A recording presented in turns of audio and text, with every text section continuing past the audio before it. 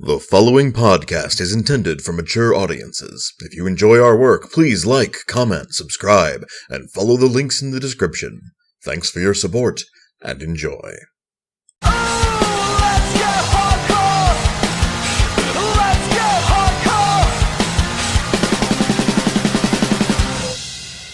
Greetings and salutations, listener. It is I, Eric J. Chucky, joined as always by the boy. Hey.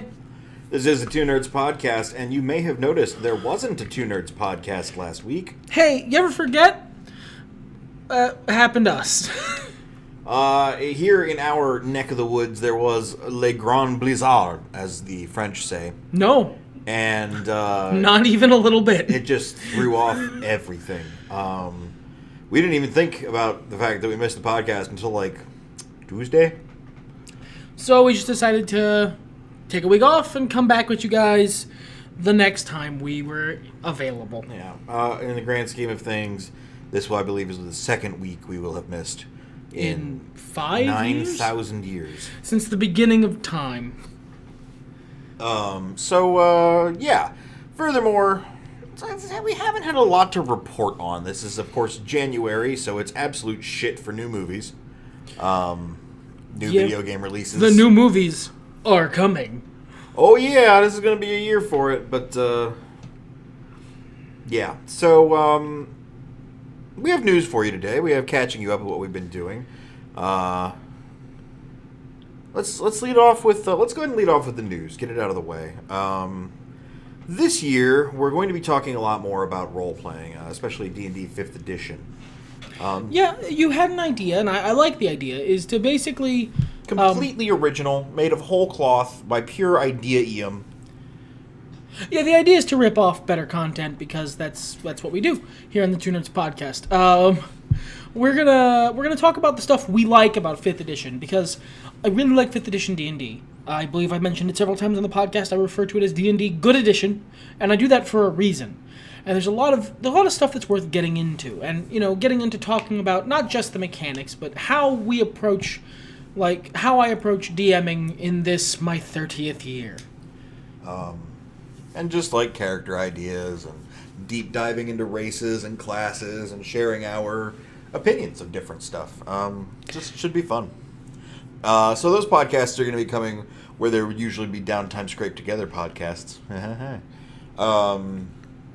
I also wouldn't mind trying to get back into Netflix roulette. I think that was a good idea that got stymied a bit by getting bad rolls. Yeah. Well, no, the funny thing is it stopped on a good roll. It did. It stopped on a movie we both kind of wanted to watch, but just haven't been felt. There's just been a lot of good games, basically. Yeah, basically, yeah. And hey, what a great segue, accidental, I assure you, to the major topic of what the hell we've been doing. It was way too good for you to be doing it on purpose. Yeah, definitely. That's some Team Rocket shit right there. What we have been doing lately has been the video games. And I'm sure you can talk longer about the video game you've been playing. Well, I have some unique restrictions. All right, so basically, we bought a PS4. Long story short, so we can finally play PS4 exclusives. One of those being Spider-Man for the PS4. I have some restrictions when talking about this game because I really want White to actually play the game at some point. So I can't really talk about spoilers that much because he's not that far into it. Given something I didn't spoil for him, but gave him intriguing side information about, he's very much not that far into it, so I can't talk much about the story. I just realized what you meant. We had this conversation days ago. I know, I'm pretty sure I know about them. But I just haven't heard them called that. Fair enough. There is stuff I can't talk about. First off, to get this out of the way, it's a really good video game. It's possibly I would say it's an amazing video game, to be honest. Not the Amazing Spider-Man though, because that's a different video game. That is. It almost got us when we went to the store to pick it up, and then when we went to the store to return some horrible games, which I'll talk about later. There was a kid there who was looking at it like, is this the good Spider-Man that's all cheap? No, it is not, he realized, and put it back, and I nodded sagely because I didn't have to say anything. Which is nice. Yeah. This is an amazing game. It is great in pretty much everything I want out of that kind of video game. It is very, when you look at it, if you haven't played it, but you have played other games like it, like the Arkham games, you would think it's very similar. And superficially, it is. It uses a similar combat system of attacks followed by combos and attacks, and basically what we realized we were talking and we realized is basically a horizontal spectacle fighter is what like those Arkham games and Spider-Man are. They're about stringing together long combos, but by jumping around horizontally more than vertically in Arkham's case. In Spider-Man, there's also a lot of verticality to your fights because you're Spider-Man. Small interruption. Yes, that noise in the background is our heater. And yes, you have to deal with it. There was a blizzard. It's like -4 outside. I don't want to turn off my heat. Sorry. Yeah. We love you guys, I want but my not cats that to much. live. Please carry on talking about Spider-Man, who is probably faring worse in New York. But the combat is really smooth. It is different than the Arkham games or like an Assassin's Creed game. It's much more focused on getting out of the way of damage than doing damage at first. Until you get like your gadgets and all your stuff built up. You spend the first part of the game as Spider-Man. A lot of your combat is spend a lot more time getting out of dodge and then finding places to come in and do damage than there is focus on doing damage but like dodging occasionally. It's a much more like mobile, much more Spider-Man style combat, to be honest, is the only way I can describe it. The web swinging, which is the fundamental piece of any Spider-Man game, is great. It's Spider-Man 2 level great. I have literally spent many hours just web swinging through New York, just doing tricks, because there's a perk you can get to do like cool spider tricks, like rolls and spins and stuff for tiny little pieces of extra XP. And I have spent many hours just swinging through New York, literally patrolling for crimes and stopping crimes as Spider-Man, because I'm Spider-Man and I love that. The storyline, I'm going to be fairly vague about, but it's excellent. It's well written. It's well acted. I wanted to shout out some of the actors specifically. Looks like Yuri Lowenthal plays Spider-Man. Oh, good old Yuri. He's a good actor. Does a great job. Like he has a very specific Spider-Man energy, and he's not playing Tom Holland, and he's not playing any of the other Spider-Men. The Peter Parker model looks a little like Andrew Garfield, but not that much, which is good. But the character, he's his own very specific version of Spider-Man, which is kind of the way I understand they wanted to go for the game. But he feels very, very much like Peter Parker. Yeah, he feels very classic Spider-Man. He's got the quips, he's got the moral center, he's got all that stuff. The other person I wanted to shout out, because he's known on the internet, is the Kingpin's in this game. The tutorial is literally you taking down the Kingpin, and it's Travis Willingham. Wow, I didn't even notice. That's pretty cool. Hey, a good voice actor disappearing into their role. Yup. If you did notice, and that makes you better than me, please comment in the comment section. Secondary, similarly known thing, Laura Bailey's in this game. Oh, yeah? She's Mary Jane Watson. Okay. I don't hear her voice as much. But, like, just in general. The other shout-out I wanted to give was Darren DePaul does a gorgeous J. Jonah Jameson. It's pretty damn good. He's got some good, was it J.K. Simmons is his name? Yeah, he's got J.K. Simmons energy. Yeah. It's what you'd want. I would love to talk more about the story and the specifics, but again, I want Mike to actually play this game, and if I give him the story beats, he never ever will. So I'm going to stop talking now. I'm not as over the moon about it as you are, but it is good. I have enjoyed my time with it so far. I'm bad at web swinging, so I just zipline everywhere, and that in and of itself is hilarious. To see Spider-Man frog leaping through the sky. I just feel like you need to give web swinging you need to give it some time to... I need to practice, and I don't want to. I want to play the game. Spider-Man... Yeah, instead I am Skyfrog Man. I've been mostly playing as Ben Reilly, so there's that. It's good. It's not exactly my kind of game, but I know it's a good game when I sees one. It's the first game I've 100% completed in a long time. I haven't had quite as sensational luck with the PS4. But my dear friend here has enjoyed it, so I can't be too salty. But, as you learned over the last year, I've become quite the big Dark Souls fan. So I got Bloodborne. So far, I don't really care for Bloodborne. Oh, really? Why is that? And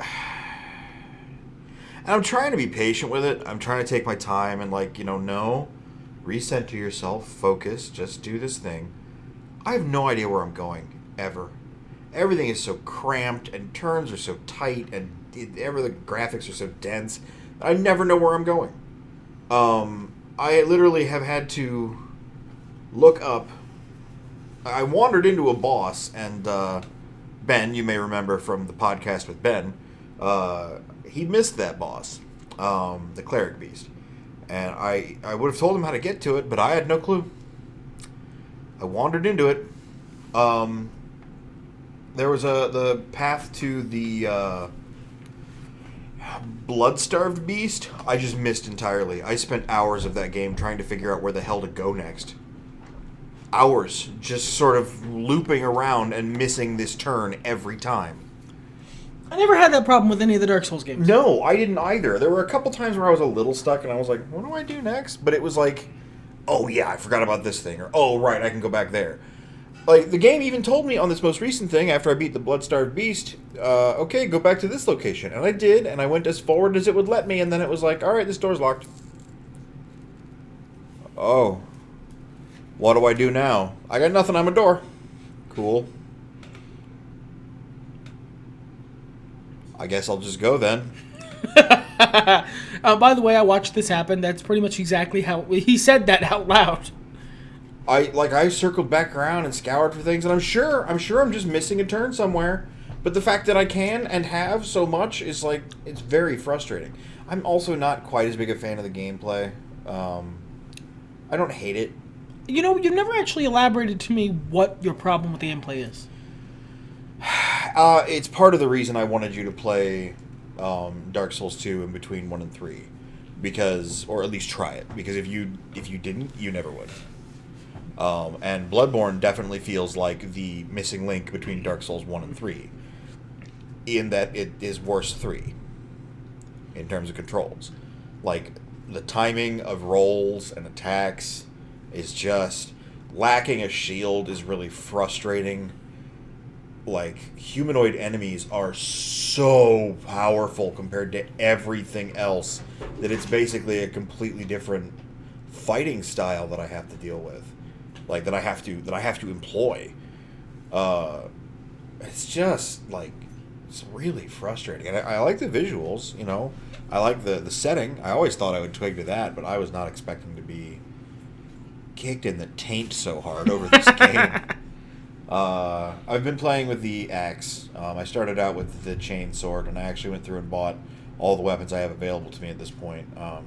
There's a couple others that are okay, but I've really been enjoying the axe. As far as I've been enjoying anything. It just doesn't, I don't know, combat in Dark Souls made me feel good. This doesn't make me feel good. And I feel like there's so few alternatives to what I can do. Like, there's no magic, at least not as far as I'm in the game. Yeah, it's just not really lighting up my night. So, I will finish it. I didn't return it with the other games I bought. This is a hilarious story in and of itself. I'll tell you the short version, listener, because you don't need to know my life. We went to GameStop to pick up these games, because they're used games, so they're going to be cheaper than if I bought them through the PlayStation Store, where I'm sure they're still full price, plus extra. And there was Bloodborne. Cool. Well, they were having to buy 2 used games, get 1 free sale. So, oh God. Yeah, I saw Dissidia there, and I really liked Dissidia on the PSP, so I was like, yeah, let's grab this. I kind of wanted to get that. And I agonized for approximately an hour over what to buy, because they had Final Fantasy 12, which I never did finish on PS2, so I was like, oh yeah, I could get this now. But it was like $30-some. That was kind of more expensive than I wanted, and so I hemmed and hawed and looked at other games, and I didn't know any of the other games, the PlayStation exclusives. I was like, I don't know what any of these are. Except, like, new releases, sure. I know what a God of War is. I don't particularly want to play it, but I am aware of what it is. But it sure as fuck wasn't used. So we sat there for a while, for about an hour, until I was finally like, you know what, screw it, I'll get Final Fantasy XII. So I bought my games, and I brought them home, and I tried out Dissidia, and it is no longer a cool fighting game. It is no longer fast. It is a frustrating team-based game. It is a MOBA, and I don't care for it at all. Just made the combat slower and made it so that if you hit a character, they're out of the fight for a hot minute and you have to go fight another guy. And that was your option. Chasing them is stupid because you're not fast. And also the goal is not to kill your opponent, it's for you and your friends to summon giant beasts that do Final Fantasy VIII unskippable cutscenes. I just was not about it, man. So I took that back, and I also found out that 12 is coming to my Xbox, which is my primary gaming console. I'm unlikely to buy a PS5 in the early days, so, the backward compatibility is a big thing for me. I might as well get it on the console where I could play it again more recently, sooner. So, I was really, really disappointed by everything that there was on offer with the PlayStation. And, man, just not a good week after that purchase. Because, it wasn't, PlayStations aren't cheap. Whole console. I was like, boys over there playing Spider-Man. Yeah! But I got over it, and now I'm here. And so are you, listener. Hello. So what else have you been doing? Well, we've I think we mentioned this on a previous podcast. If not, we began integrating Legos into our D&D games. Yes, we did, and it is a rooting-tooting good time. It gives a very fun energy to the proceedings. It's something I've been wanting to do for a while, but just financially didn't have the means, and now I'm sitting in a place where, A, I've got my old Lego collection back, and cleaned, even. B, I can borrow one of our players' Legos, which they have a lot. And I'm sure I'm not using the right terminology. I know it's a Lego brick. They're Lego toys. There's no Legos. Shut up. Yeah. Don't be pedantic. That's my job. That's what you come here for. Yeah. Actually, you know what? You be as pedantic as you want in the comments. Just post it there. And then, like and subscribe. Yeah, definitely. Don't hit the bell. Don't get the bell on. Feeling I should be upset at you for what you just said, but we'll move along. No, it's fine. Okay. But yeah, they've added a real dimension. Like those crazy fights are a lot easier to get into, and Legos are so switch outable that while shit like dungeon tiles, which you can switch out, or actual pieces of set are nice and at high quality, you can use them all of once or in so many configurations before it's like, well... Before you start to get that Dragon Age 2 feel. Yeah. We're going back to this cave, huh? This very slightly different cave. Okay, sure. Whereas with Legos, no, man. The world is your oyster. You're the creator. You have freedom on the canvas. Yeah. So, it allows you to slap stuff together and change things around. And if you want to build up a thing, you can build up the thing in its exact dimensions. Now, there are some bits that are a little frustrating because of the way Legos work. Putting the creatures right next to each other so that they can actually, in D&D terms, be in melee range can get a little frustrating. Sure. But, overall, move their arms up. Somebody doesn't have a weapon for a second. Whatever. You can work around it. Yeah, we fudge it. It's fine. It's been a blast. It's been a real asset, and it makes the game more fun. Keeps people engaged. It's a lot easier to explain, well, you're here and you're here. Gives me something to do with my unbelievable amount of D&D ADD I get. Whereas if it's not my turn, I can just be over there playing with Legos.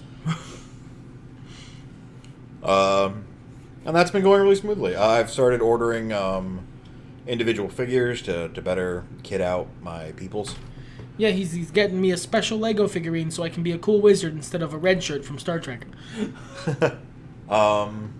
Yeah, I'm looking forward to building the group a boat and doing all kinds of other fancy stuff. I don't want to dump too much money into it, but It's a really fun way of doing things. Like, 4th edition needed the miniatures. Mm-hmm. You had to have minis of some type, otherwise you couldn't play because everything was so matte focused. yeah, very 5th movement edition, based. 5th edition isn't like that, but it's D&D. The matte and the figures can still be helpful.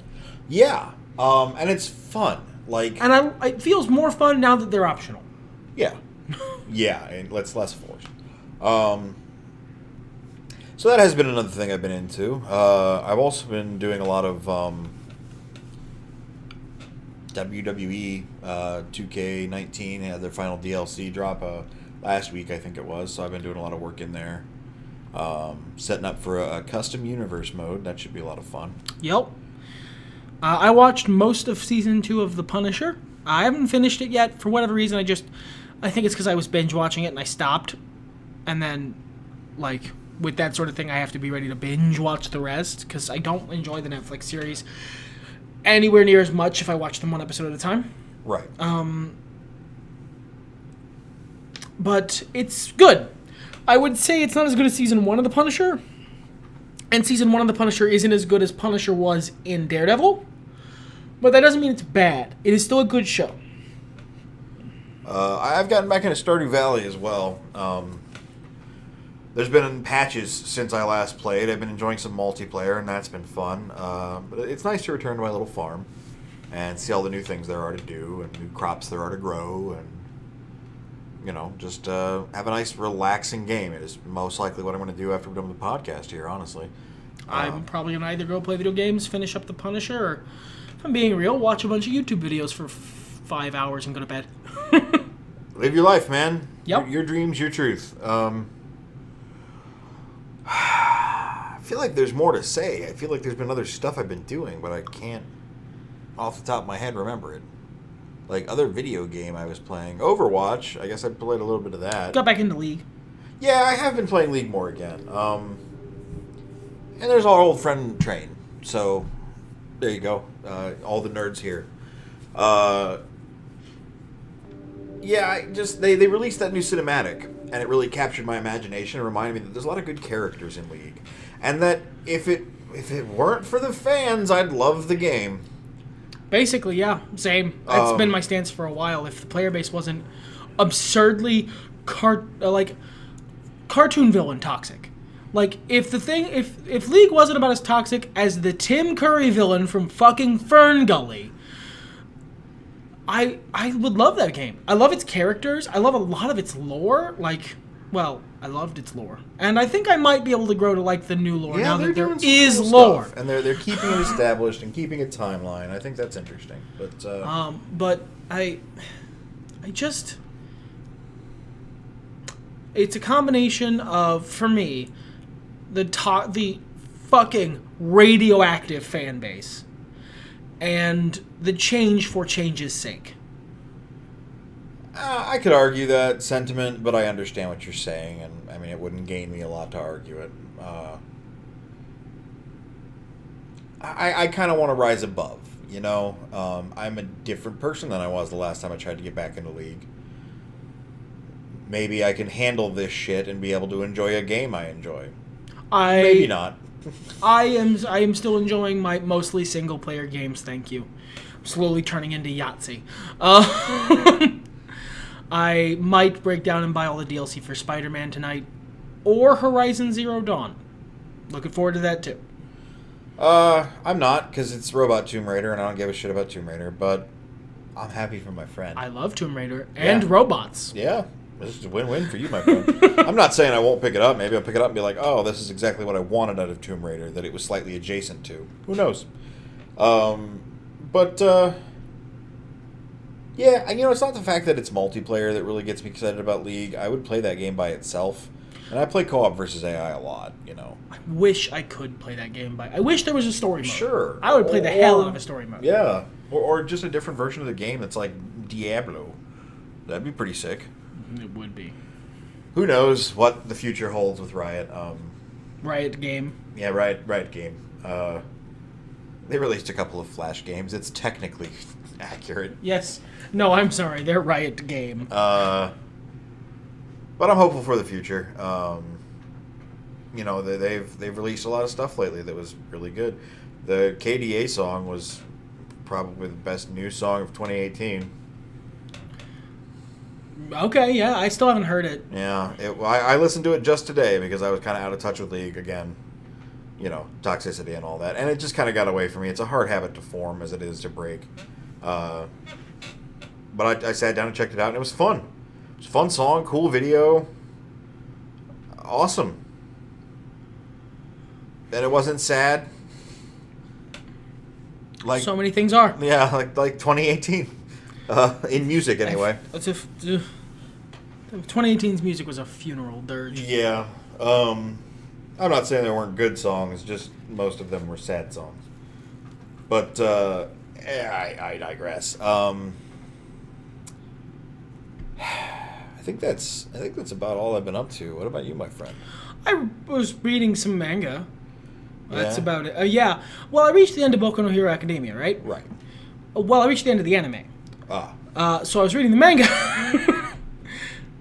There are some jokes that are really like only like the characters in the manga joke about the fact that like All Might is drawn in a different style. Oh yeah, that's funny. Like in the little side panels, like, oh my god, he's so cool. He's even drawn in a different style. That's hilarious. And there's a bunch of like, it's a fun manga to read. I got stopped after a while. Essentially, I stopped when a really, really obvious thing that would have honestly been more entertaining for me if they'd somehow subverted it. They didn't, so I went, oh, you know what? I'll wait for the anime. But it is a fun manga to read. Like it's a good time. It explains a lot of the time that in the anime Midoriya spends just sort of reminiscing every episode about the previous episodes is because they do about one issue per episode. So there's a lot of time they have to fill. Right on. And that a helps. common tactic among the mangoes, I'm sure. Yeah. Which it's how you stop from being George R. R. Martin and laying track for an oncoming train. I haven't really been doing much else. I'm watching a fuckload of YouTube, but I mean, you're already on I haven't even YouTube. been doing that myself. Just falling out of favor with like so many. It's like, And I've been doing a lot of stuff that isn't like podcast appropriate. Not like that kind of not podcast appropriate. Just depressing shit. I have been doing a lot of non-podcast appropriate stuff. That is probably that kind of podcast not appropriate. Hey, look, whatever. You I just killed live a your guy. life. Okay. Well, now we have to do this whole podcast over again because you weren't supposed to tell them that. It was the boy.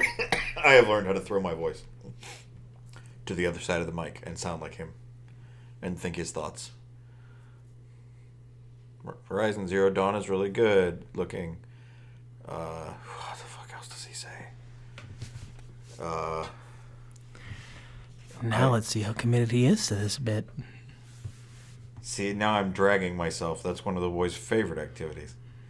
This is the time-filling portion of the podcast. Oh, listen. I'm excited for the future, and like I don't want to get into too much stuff because God, I don't have a list in front of me. But there's been a lot of games that are supposed to be coming out, a lot of movies that are supposed to be coming out. That 2019's got some cool stuff in it, and I'm down.